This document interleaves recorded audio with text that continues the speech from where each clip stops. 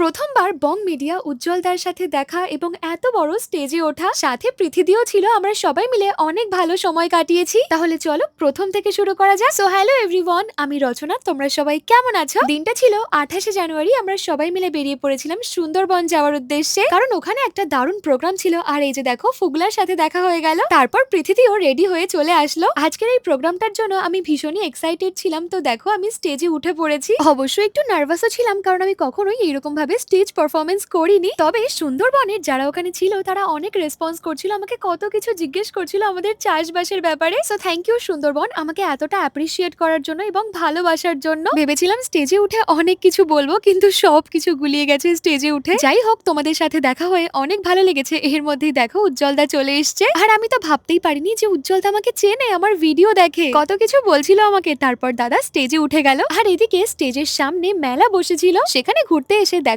অনেকের সাথে আমি ফটো তুলে নিয়েছি। তারপর সমস্ত প্রোগ্রাম শেষ হওয়ার পর আমরা সবাই মিলে চলে আসলাম একটা দাদার বাড়িতে। আর দেখো উজ্জ্বলদা আমার বাবা মাকে প্রণাম করছে। বং মিডিয়া উজ্জ্বলদাকে তোমরা হয়তো প্রায় সবাই চেনো। দাদা যে এতটা ভালো, মানে সবাইকে রেসপেক্ট করে এবং সবার সাথে ইজিলি মিশে যায়। তো আমরা এখান থেকে রাতের বেলা অন্য একটা রিসর্টে চলে গেছিলাম। সেখানে গিয়ে উজ্জ্বলদা, প্রসেনজিৎ দা সবাই মিলে খিচুড়ি বানিয়েছিল, সেটা খেয়ে আমরা ভোরবেলা ঘুমিয়েছি। আর এই যে পরের দিন দুপুরবেলা আমরা রেডি হয়ে গেছি বাড়ি যাওয়ার জন্য। তো নিশ্চয়ই আবার দেখা হবে দাদা তোমার সাথে, খুবই ভালো লাগলো দেখা হয়ে। তারপর সবাইকে টাটা করে বেরিয়ে পড়লাম বাড়ি যাওয়ার জন্য। তো এই ছিল আমার সুন্দরবনের ভিডিও। তোমাদের কেমন লাগলো জানিও। দেখা হচ্ছে পরবর্তী ভিডিওতে।